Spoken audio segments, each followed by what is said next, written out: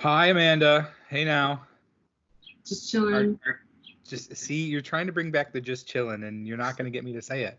I'm sorry. I'm just not going to do it. I don't believe in it. And I said it once in front of some students, and after you told me that that was the thing to say, and they kind of looked at me funny. So I think you're setting me up.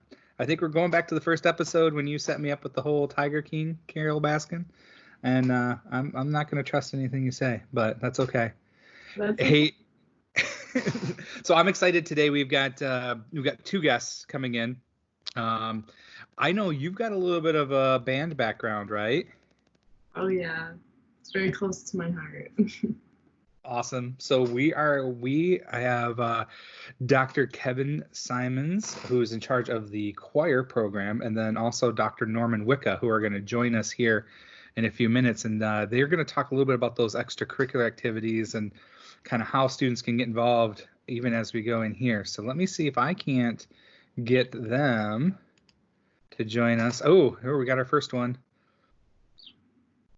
Dr. Simons, can you hear me? There he is. Hey, how are you? I'm great, Nick. How are you? Awesome. Dr. Wicca, how are you doing? I'm doing well. How are you? Good. Thank you both for joining Amanda and I today. We were just talking, and Amanda has a little bit of a musical background too, but we're not going to put her on the spot in front of you guys, the professionals. Oh, come on. I might have to, because she's been leading me down the wrong path all along. I can see it in your face, Amanda. You're already nervous, which makes me happy. So I won't do it, I promise. So thank you so much, both of you, for joining us. Today we wanted to talk to students. We wanted to talk about ways in which students can get involved at SVSU, kind of follow their passion. That was one of the things that came up several times in some of the questions that students were asking us as part of this video podcast. And lo and behold, I think we both had the same idea at the same time. You guys reached out and were talking about some of your programs. So I want to ask first, could you kind of give us an overview of some of the musical programs that all students can get involved in? And then also, do they have to be music majors in order to do some of those things? So I'll let Norm, if you want to start first, that would be great. Sure. The one thing to keep in mind is that at SVSU, you absolutely do not have to be a music major to be involved in musical ensembles. Our musical ensembles are open to anybody on campus who has a musical background. Our ensembles do fall into two different categories. We have auditioned ensembles, which require an audition, and then non-auditioned, which are open to anybody. Awesome. Cool. So we have a variety of instrumental and choral ensembles, and because that was part of your question also, right? So we have marching band in the fall, concert band, wind ensemble, jazz ensemble, and combos. And then we also have two choirs, Cardinal singers, which is auditioned, and then concert choir, which is not. But like Norm said, everything is open to anybody, regardless of major. Awesome. Very cool. So like for those like ensemble and choral kind of ensembles, which ones exactly would, like, say a student have to audition for, and how do you audition for them? Sure. So for Cardinal Singers is our auditioned ensemble, and it's smaller. But we actually, from the beginning, have always had non-majors that have been a part of it. And the audition changed a little bit, because usually I run them in person. And so for this year, it's a little different. And so folks are able to upload a video of their singing, and I have a private YouTube channel set up where students can upload a video of them singing whatever they like, and then just a scale, just so that I can hear them without any accompaniment. You don't have to have piano or a track. You can do it a cappella. That's totally fine. So if people want to do that audition, they just need to send me an email, and I can shoot them the link for where to upload it. And nobody else Sure. sees the video except for me. So I'm not going to put it out there, on my personal Facebook page, followed by thousands. We'll keep it. My process is very similar to the choir process. On the band side, our auditioned ensemble is the wind ensemble. And students that want to do wind ensemble just need to email me. And I'm sure my email address can pop up on the screen here anytime. But just email me and I will send them an email with the audition requirements. It's very similar to most auditions. There's a couple of scales and then two contrasting pieces, a slow piece and a fast piece, just so I can hear both sides of the playing. And that I didn't go so far as Dr. Simons did to set up a YouTube page. They can just email me the videos. And again, I promise, like he did, I promise that they won't be seen by anybody except me. I think we may have a good idea here, guys. I'm just saying, if we get some of those, we could probably, American Idol made a whole career out of this, didn't they? Well, yeah, they did. They did. We wouldn't do that. We won't do that. No. Yeah, but that's really the audition process. It's fairly painless. It's as smooth and easy as we can make it and comfortable for everybody. With a video audition, you play, and you're not happy with it, you just start again. And you can take as many tries as you need to get something you're happy with and send in some of your very best playing for us to hear. Then I have one more quick question. This is just like for me personally, I kind of want to know, do you guys have like a mallet percussion ensemble within SVSU? There is a percussion ensemble. Percussion ensemble does a variety of music, including a lot of mallet works. I won't say it's exclusively mallets because it's not. It's all kinds of different things. And when you start to get into the percussion ensemble world, you start to deal with questions like, what is an instrument? And that type of thing. And you explore things like that. Can we make this sheet of paper into an instrument? The answer to that is yes, you can. I've done it. But there is percussion ensemble, and that is an ensemble that is open to anybody. There is not a strict audition process for percussion ensemble. Rather, it's done by instructor permission. So that's one that if somebody was interested in, they could contact Dr. Brandon Haskett, who's the music department chair, and make contact about participation in percussion ensemble. Awesome. There you go, Amanda. We got you signed up. I like it. How's your chance? I have a question. So we talked about the audition process. What about some of the groups and organizations that students can join that don't have an audition? How do they find out about those, and what are they? Sure. Go ahead, Norm. Okay, sorry about that. Okay. So for on the instrumental side, our non-audition ensembles are marching band, concert band, and Pep Band. Basketball Pep Band, yeah. So I'll talk about each one of those. The process for joining marching band is very easy. There's two steps to it. One is to register for the class, MUS 184.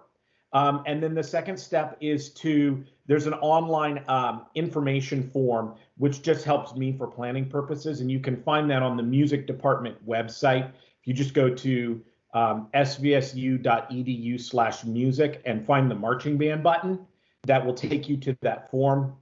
You fill that out and you're in. And then I will send you all the information about band camp and getting the season started.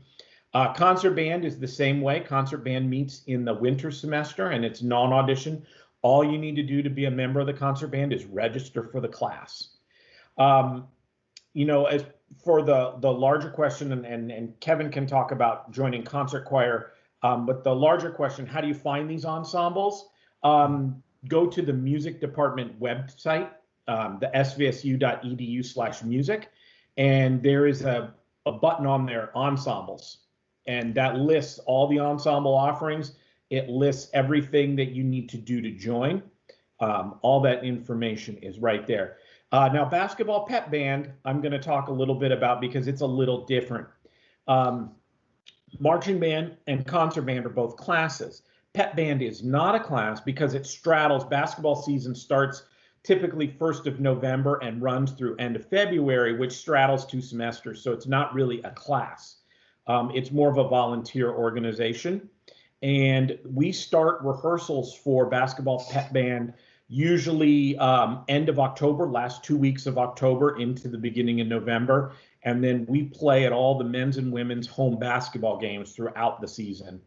So if anybody's interested in being in basketball pep band, they just need to get in contact with me. Typically about the beginning of October is when I start to turn the gears on basketball pep band. And they can just simply send me an email that says, hey, I would like to be part of the pep band, and then I'll add them to the pep band mailing list, and they'll just need to come to the rehearsals and join us.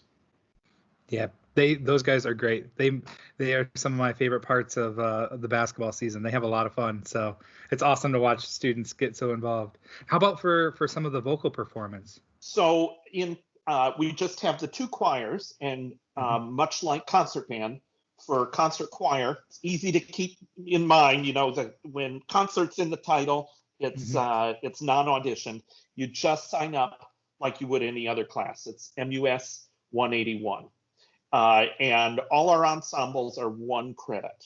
So you just sign up like you would for biology, except we have more fun than I think you would in biology.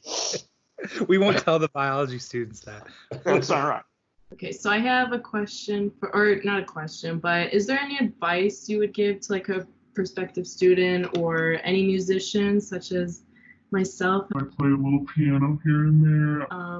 Is there any advice you would give for staying active while we're separated during this quarantine? So regular practice, right, is a part of everything that we preach all the time as music teachers. And one of the great things that Norm came up with, and that I'd really encourage students to even form small groups to do things like this, is for students and faculty to post videos of them practicing. And Norm's got the stats of what the SVSU group actually did, but it was an awesome idea, and it's just been huge for us. That's cool. Yeah, I think the important thing is to just continue making music, in whatever form that is. Personal practice is, of course, part of it, but I really don't think any of us that have music as part of our lives do it because we really love the sitting in the practice room aspect of it. Although, yes, it is satisfying, and I do enjoy practicing. That's really not, if that was all there was to it, I probably wouldn't be doing it. It's the making music with other people and the connections that you make through making music. And in this time when we have to be under these social distancing guidelines, we just have to get a little bit creative in the way we do these kinds of things and the way we reach out to each other and the way that we do projects. And I don't think it's bad. I think I think a lot of really great things have come about. But I would encourage students to just continue doing their own projects. What are you interested in musically, and how can you make that happen? Explore technological innovations that are coming out, like the acapella app for iPhone, which is a really cool thing that you can play around with, or other video and audio editing things where you can make virtual performances. I mean, the internet is flooded with virtual performances right now. You can find all kinds of things. And so you just have to get kind of creative on what you want to do, whether it's, recording ensembles with yourself. I played around with the acapella app and made some trombone quartets of myself, or whether it's, passing it around to your friends and putting something together. I just encourage students to stay musically active, not just performing, but also listening. use this time to listen to music. There is so much content, so much musical content that has been made available to the public at little or no cost through this whole thing.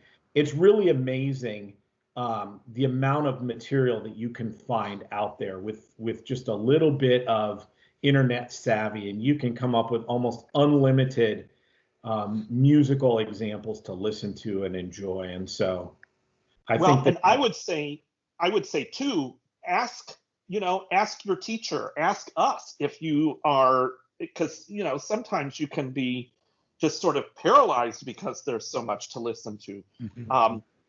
I know I will be happy to tell you what some things that you should be listening to. So you totally stole my thunder there, and I appreciate it actually. We always end our segments with Nick's irreverent question of the day. Oh, sorry. I have to do my own visuals because Amanda will edit it later and make me look funny.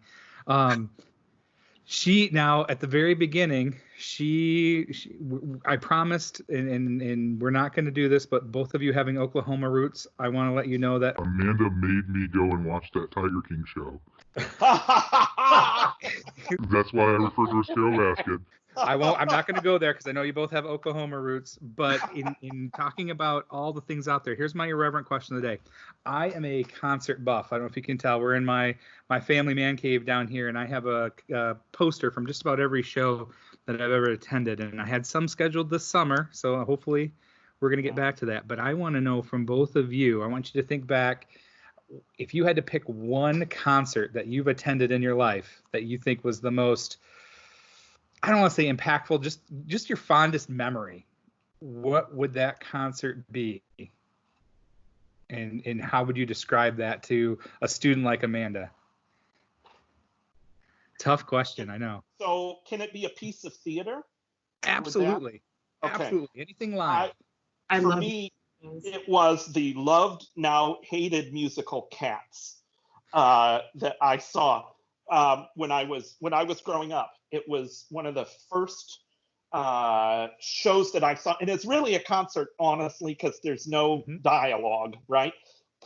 And we saw it at the Fisher Theater in Detroit. And I remember they actually cut a hole in the roof of the Fisher Theater to get that silly tire that moves up and down through the roof. It was really something. But I still love the music of Cats. Cannot stand the movie that was made, but that to me that was a really important thing that I saw growing up. That's awesome. How about for you, Norm? Yeah, I think to go with one is going to be really hard. Yeah. So I'm going to go with two. We allow it. It's okay. I'm breaking all your rules. We're breaking. I your know. rules. One was,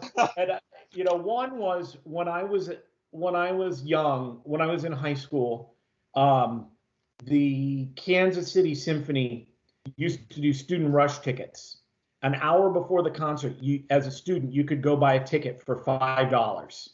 Oh, wow. And even as a high school student, I could usually scam $5 off of my parents to go to a symphony concert. I think they were happy with me doing that on Friday nights than other things they could have been doing. And so I often went with my youth symphony buddies to see the Kansas City Symphony multiple times throughout each season and see a variety of repertoire and a variety of conductors and soloists.